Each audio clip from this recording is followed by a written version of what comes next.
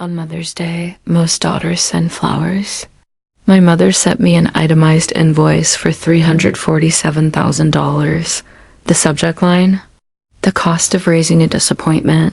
She CT all 48 members of our extended family, hoping to watch me crumble under the debt of my own existence. She thought she was collecting a debt, but she didn't realize I'd been auditing her lives for 3 years. By the time I hit reply all with a single screenshot, 47 relatives had blocked her, and my grandmother was preparing a punishment far more permanent than an unpaid bill. On the morning of Mother's Day, my biological parent delivered a digital invoice totaling $347,000 titled "The Financial Burden of an Unsuccessful Child." I'm Mara Vance, age 28. That message wasn't just for me. She sent a copy to every one of our 48 family members from the West Coast to the Atlantic. She anticipated a breakdown. She expected a groveling plea for forgiveness. She assumed I would crumble under the weight of public shame just like I did as a kid. But on this occasion, I hit reply with one specific image. By dawn, 47 relatives had severed ties with her. The 48th, my paternal grandmother, didn't cut her off. She opted for a punishment far more devastating. Before I reveal that photograph and grandmother's reaction, please consider hitting like and subscribing to Winds of Thought, provided this story resonates with you. Share your location and local time in the comments section. Now, let's revisit. The origin. I handle complex data as a senior auditor in a Boston firm. Calculations are logical to me. Figures don't fabricate reality. They lack bias. They don't provide double meanings. Human beings, conversely, particularly my own kin, are a convoluted mess. My residence is modest, a small unit in Somerville. It lacks luxury, yet it belongs to me. I've covered every bill since age 22. Without a cent of assistance, my elder sister Lydia recently acquired a massive colonial estate in Wellesley. Our parents provided her the entire down payment, $80,000, presented with a card saying we are so incredibly proud. I discovered this news via her social media feed. When I finished university, Mother sent a 3-word text. Congratulations, sent 20 days late, no emotion. When Lydia became a senior associate at her firm, they hosted a gala. Fine dining, expensive wine. The entire clan traveled to attend. I'm not venting. I abandoned expectations of fairness years ago. You learn to define your value through controllable metrics. Your career, your bank balance, the tranquility of your own home. Julian, my partner of 2 years, frequently questions why I still attend these holidays, why I answer her calls, why I let her venomous remarks slide off me. I lack a solid explanation. Perhaps a hidden part of me remained optimistic. Maybe I thought if I worked harder, stayed quieter, and caused zero friction, she'd finally perceive. Me with the same warmth she offers Lydia. Finance taught me one vital truth. Figures are honest, but people are deceptive. I simply didn't grasp the scale of my mother's deception until last summer. The cycle began decades before I could define it. My university commencement in 2019. I crossed that stage with high honors, a degree in my hand. I scanned the audience for my family. Father was present, waving. The chair beside him was empty. Mother claimed a sudden illness that morning. A headache, she alleged. Too painful for a short drive, yet 7 days later she boarded a plane. For Lydia's firm banquet, she shared a dozen pictures online. So proud of my brilliant attorney daughter, I clicked like. That is the expected role. Growing up, Lydia was the star scholar. I was the problem. Lydia received accolades for her marks. I received interrogations about why mine weren't perfect. Her wins were celebrated. Mine were treated as baseline or ignored. Father attempted to help in his quiet manner. He'd touch my arm after Mother's sharpest insults. Your mom has good intentions, he'd whisper. She just struggles to relate to you. I once trusted that lie. Regarding college, both Lydia and I supposedly had savings accounts. Our grandparents established them during our infancy. Equal sums for both girls. Lydia finished her degree without a penny of debt. I finished with $67,000. In government loans, Mother told me my portion evaporated due to extra costs during my teenage years. Tutoring, she claimed, special camps, items I supposedly required. I didn't verify it then. Why would I? She was my parent. But data has a way of surfacing the truth, even when individuals bury it. And 3 years back, I began auditing the history. A fortnight before Mother's Day, she declared her intent. A massive reunion. Not just us, but the whole extended branch. Every aunt, uncle, cousin, and their kids. 48 people total meeting at Grandmother Evelyn's farm in Connecticut. It's been far too long since we gathered, Mother wrote in the digital thread. Let's make this holiday unforgettable. I stared at the screen for an hour. Julian was preparing a meal when I informed him. He stopped, looking concerned. You aren't obligated to go, he noted. She is my mother, I replied. That doesn't mean she's healthy, he countered. I put my phone down. I am aware. The following day, Lydia called, sounding sugary. Hey, you're arriving early to handle the catering prep. Right? As per usual.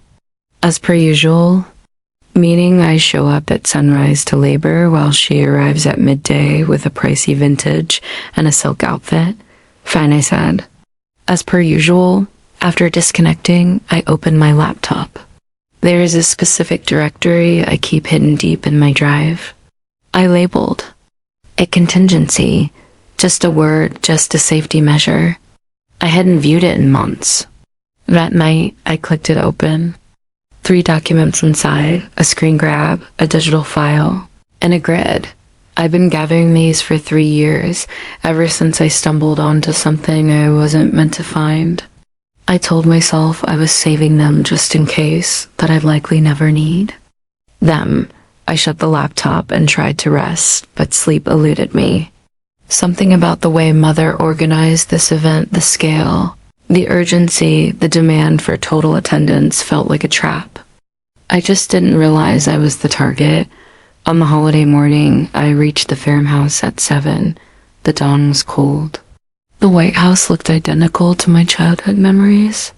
A wide porch, blue shutters, the sort of place that stores generations of secrets, not all of them pleasant. I spent the following hours roasting meat, scrubbing floors, and setting the table with the heirloom silver. 48 settings, 48 napkins, 48 opportunities for disaster. Lydia showed up at 11:30. She drifted in wearing a designer dress, clutching flowers that cost more than my weekly salary. She embraced Mother. She praised the decor, the items I had spent hours hanging. Everything is flawless, she told Mother. You've outdone yourself. Mother grinned. I had some assistance. She didn't look at me. By 12, the house was packed. Relatives I hadn't seen in years. Distant cousins. Kids shouting in the garden. The aroma of the dinner I'd been cooking since dawn filled the air. Mother navigated the room like a celebrity, taking praise and soaking in the attention. I retreated to the kitchen. During the group portrait, Mother directed everyone on the stairs. She tucked Lydia right at her side. When I walked over, she looked at me coldly. Mara, dear, go to the very back. You're tall. You'll obscure the others. I stood in the rear. That is when Grandmother Evelyn stood next to me. She gripped my arm. Her strength was surprising for an 80-year-old. No matter what occurs today, she whispered, stay firm. Do you understand? I didn't comprehend. Not yet. The speeches started after the meal. Uncle David went first, honoring the matriarch. Aunt Sarah followed, crying about family bonds. Relative.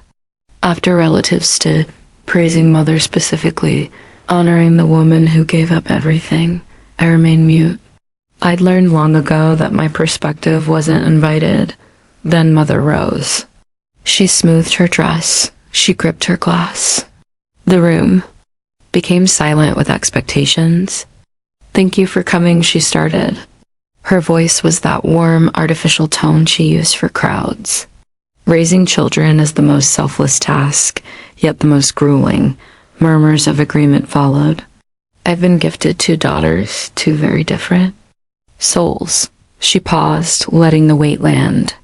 One who has made me proud every hour, and one who has been a constant trial.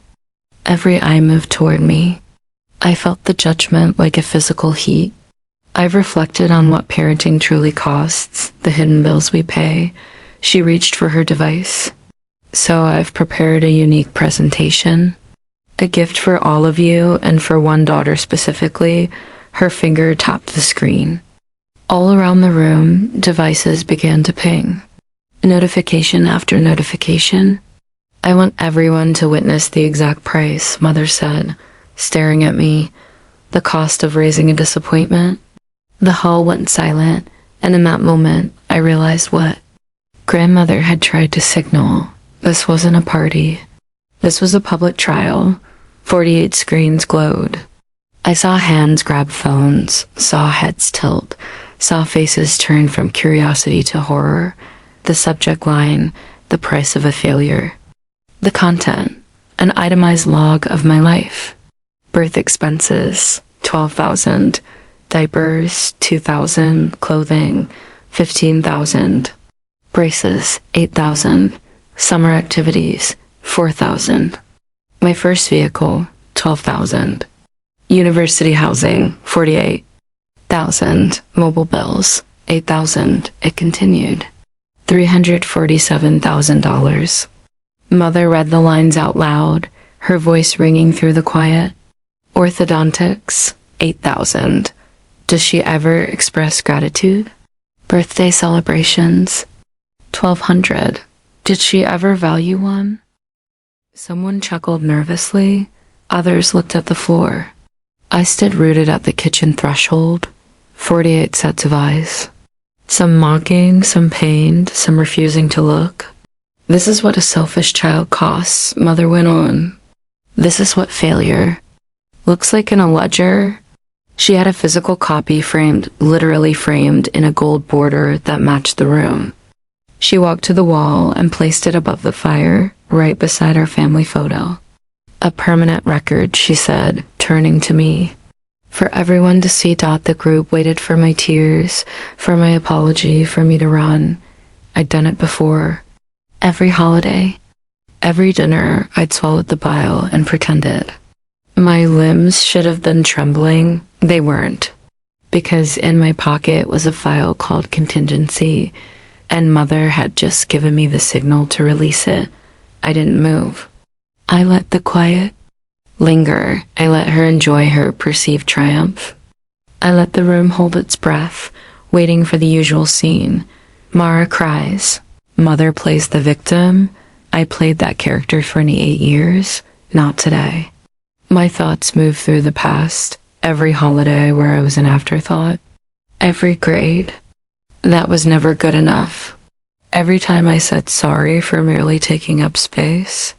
I thought about the hours I'd spent in my unit reading credit files I couldn't explain. The calls with tax agents about filings I never made. The housing denials due to a score I hadn't ruined. I thought about the 3 files. 3 years of silent research. My chance to prove the failure narrative was a fabrication. I looked around. Lydia was whispering to her husband with a smirk. Father was staring at his dinner. Grandmother Evelyn was motionless, her eyes locked on mine. She gave a tiny nod. My hand went to my device. I unlocked it, bypassed the apps, and opened the folder. Contingency. 3 files. A screen grab, a digital file, a grid that my pulse was slow. My breathing was rhythmic. Mother, I said. My voice was like a razor through the air. Since we are auditing the books today, I have some data of my own. The smirk on her face faltered. What are you doing? She snapped. I smiled, the first real smile of the day. Adjusting the balance, I walked to the center of the rug. Every footfall was loud. All chatter had ceased. Even the kids in the hall went silent, sensing the shift. Keep your devices ready, I said. My voice was clinical, professional, because I am sending out a report as well. Mara, Mother warned, this is not the moment. Actually, it is the ideal moment. I stopped right in front of her, close enough to see the cracks in her makeup, close enough to see the terror behind her mask. You tallied my cost, Mother. It is only fair I tally yours. I opened my mail app and selected the group. Mara, whatever you think you're doing, I am doing exactly what you demonstrated. I looked her in the eye, providing receipts. I tapped send. A chorus of pings filled the house, one after another. Like falling glass, Mother's face turned gray. What did you just transmit? Reality. I put the phone away. You have a ledger, Mother? I have evidence. Grandmother Evelyn pulled her chair closer. Front row. Relatives were already clicking the link. I saw their faces shift. Confusion, then a deep, dark realization. Uncle David was the first to look up. Linda, he said slowly. What on earth is this? Mother's mask shattered. The play was getting interesting. Now, before I show you the contents of that email, I must ask, how many of you have a secret file? Evidence you've kept, praying you'd never need it. Post a 1 in the comments if you relate. If you're watching this late because family, chaos is keeping you awake, you aren't alone. Subscribe to Winds of Thought, and let's finish this. Back to the dining room. The email had 3 links. I started with the first. Mother, you invoiced me for my university costs, housing, books, fees. I paused, but the reality is I paid for university. $67,000 in loans, I'm still paying. Murmurs erupted. That's because my fund was empty, right? That's what you told the family? I held up the digital file. Except I work in finance, and I know how to follow the money. I turned to the relatives. My grandparents established trusts for both of us. $89,000 each. I let the figure hang. Lydia used hers. She is debt-free. I pointed to the screen. My trust was drained in full on August 3rd, 2016, 1 month before my freshman year.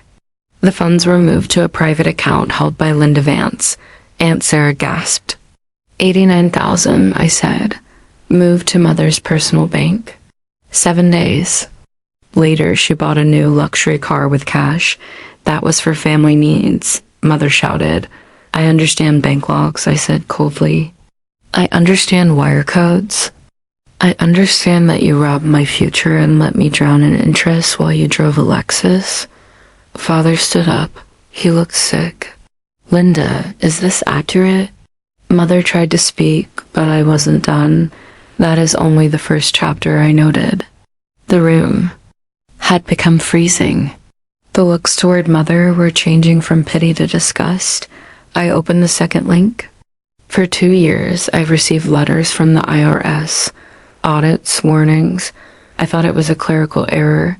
I scrolled the grid. Then I hired an expert. I showed the screen. Columns of dates. From 2018 to 2024, Mother claimed me as a dependent. 6 years in a row. A cousin frowned. Parents do that. I was 22 in 2018, I said. I lived alone. I paid my own rent. I paid my own insurance. I hadn't been a dependent since I moved out. The math landed. Every year, she got $5,000 in tax credits for me. Total, $30,000 in tax fraud using my identity. That is a crime. Uncle George, an accountant, looked grim. I know. I looked at Mother. I had to pay thousands to fix the legal mess you made. Father's hands were shaking. Linda, you told me Mara approved that.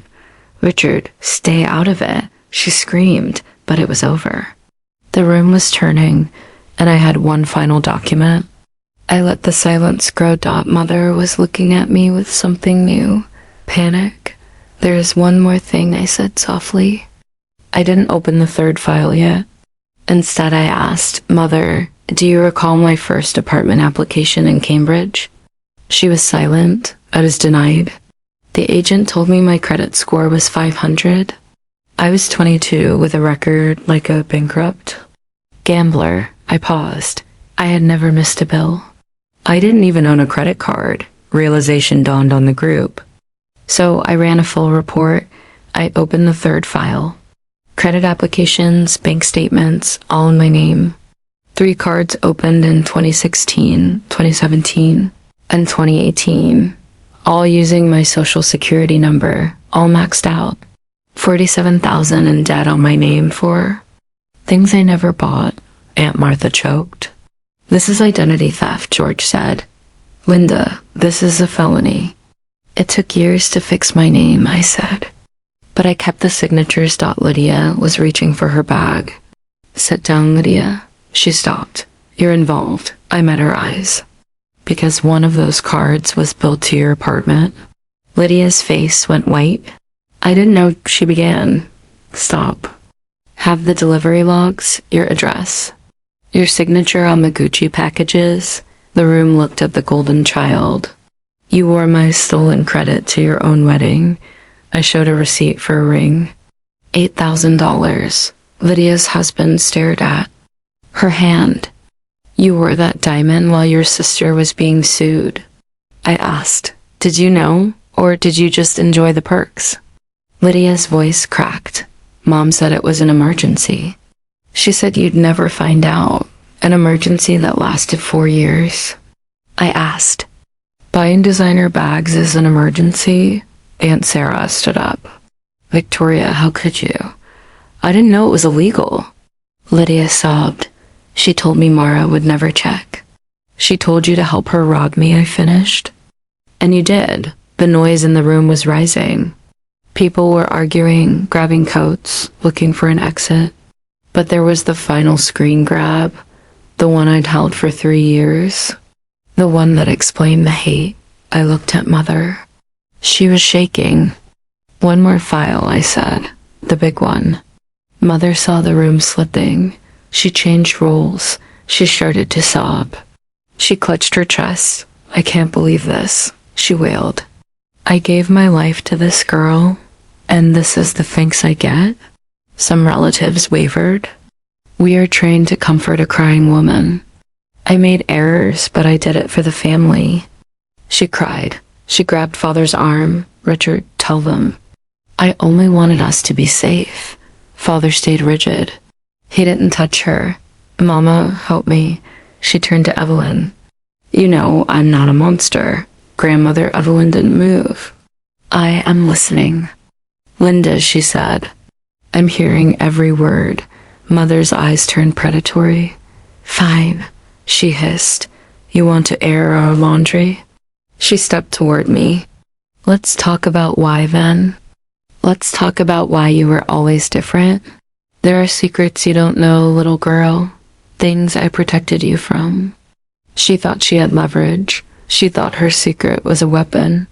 She was wrong. You're right, Mother, I said. There is something I didn't know. Until 3 years ago, Mother's eyes went wide. What? I was at Lydia's place. She left her phone out. A message arrived from you. The color left Mother's face. I wasn't going to read it, but my name was in the preview. Mara, she warned. I took a screen grab. Stop. And I've had it for 3 years. 3 years of you insulting me while I held the truth. Mother's voice broke. Please, Mara, whatever you think, I didn't plan to do this today. But you did. You planned to shame me in front of the whole family. I held up the phone. So now the truth is out. If you ever loved me, Mother started. Loved me? I felt something snap. I spent my life begging for your love. Turns out I never had a chance. I selected the group. I attached the image. I hit send. The house erupted in pings.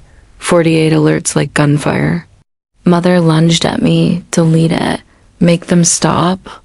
Uncle David held her back. Linda, enough. But they were already reading. I watched them. Confusion, then shock, then horror. Aunt Sarah covered her mouth. George sat down. The image was a text from Mother to Lydia, dated July 2023. It said, "This one isn't Richard's child.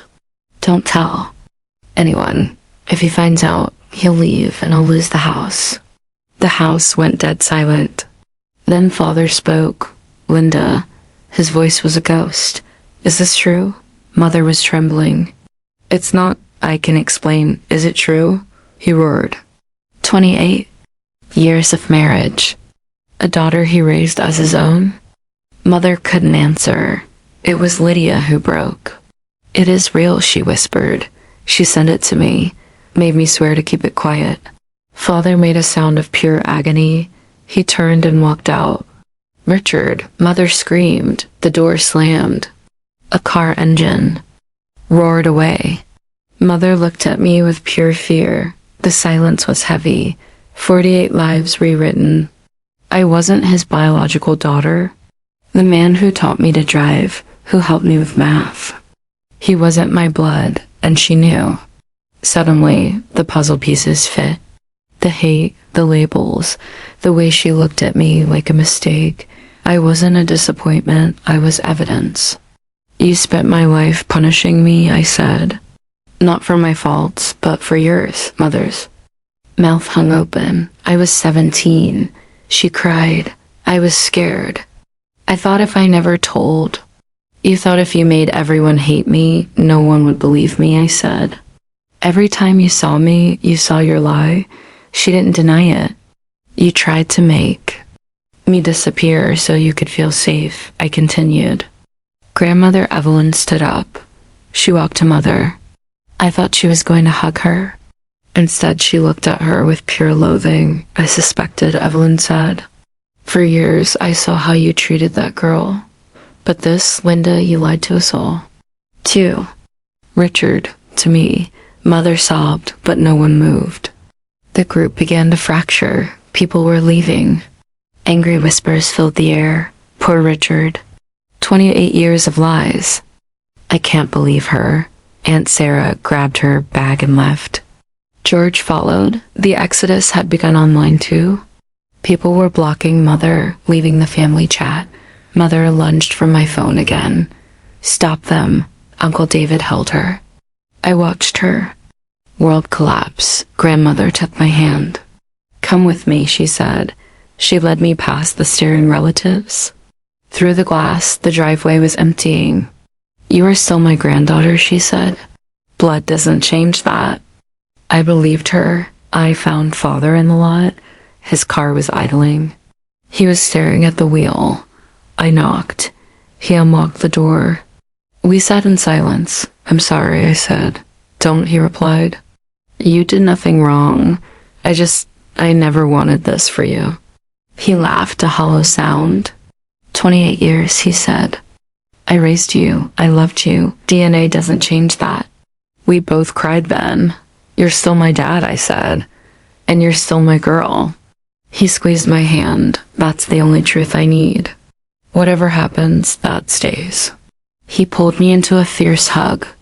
"You were braver than me," he said. Then he drove away. I went back inside. Only a few people were left. The framed bill was still there, a pathetic monument. Mother sat alone on the sofa. She looked tiny, broken. I didn't feel like a winner. "Are you happy?" she croaked. "You destroyed everything." "No, Mother. You did that 29 years ago." "I just stopped helping you hide the debris," she wailed. "I was just a girl. I panicked." "You tried to destroy me to save your skin," I said. "I didn't do this to hurt you. I did it because I needed the truth. 48 people needed to know I wasn't the problem. And you needed to know I've had that text for 3 years." Her eyes widened. "I held it until you forced my hand," I said. "From now on, stay away. That is my boundary." If you cross it, if you call my work or my friends, the next talk is with the police. Tax fraud, theft, identity crimes. I have it all. Mother went white. Goodbye, Linda. I walked out. My hands were still. 2 months later, life settled. My score hit 700. My loans were down to 20,000. Julian and I moved into a new place. Father visited us on moving day. He looked better. The divorce is moving fast, he said. I don't regret a single day of being your father. Then an envelope arrived from Ohio. A man named Michael. A DNA match. He was respectful. He didn't want a relationship, just to let me know he existed.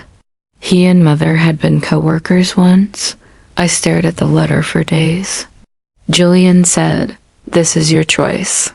"No one else's." I sent a short email back. "Thank you for the respect. I am not ready yet, but I appreciate the note. Some answers can wait." I'd found the ones that mattered.